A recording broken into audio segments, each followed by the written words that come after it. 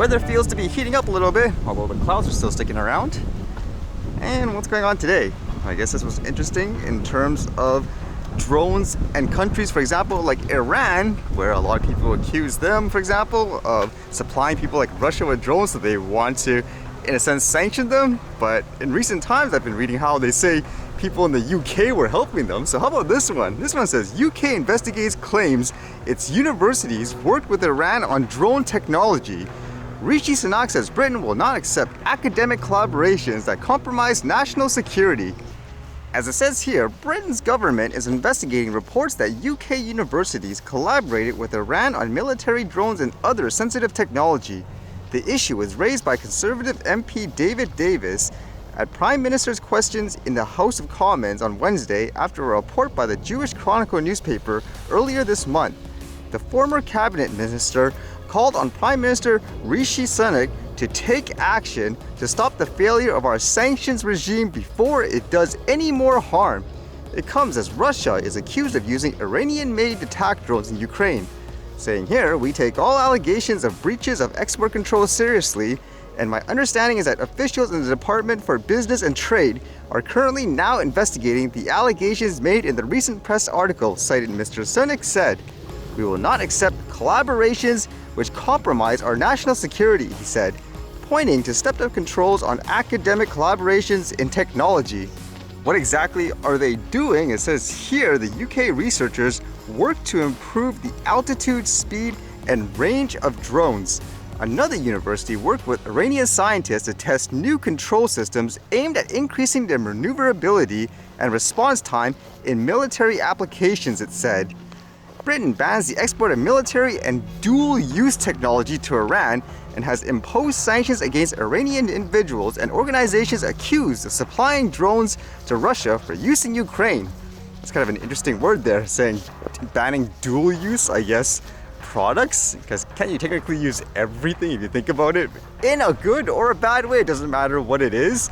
So what's the, I guess, difference there in terms of saying, oh, this one is, quote, can be used as a military, so you're gonna ban it, versus something that's not meant for military, but they can use it for military technically, if that makes sense anyways.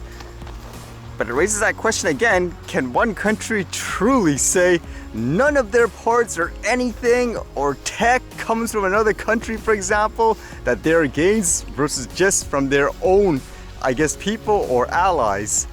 And for drones around the world, how about this one? This one says Turkish built Anka Drone to take up duty in 4 other countries. Total flight time of Anka medium altitude long endurance UAV delivered to domestic customers reached 200,000 hours. The Turkish-made medium altitude long endurance class unmanned aerial vehicle named Anka is set to take up duties in other countries. Turkish Aerospace Industries will ship Anka drones to 4 other countries this year, Chief Product Engineer Ziya Dogan told Anadolu. One overseas customer is already using Anka drones actively, Dogan said. He added that an export deal was signed with another country for the delivery in 2024. The total flight time of Anka drones, which were delivered to domestic customers, reached 200,000 hours, Dogan said. The first model of the Anka UAV had its maiden flight in 2010.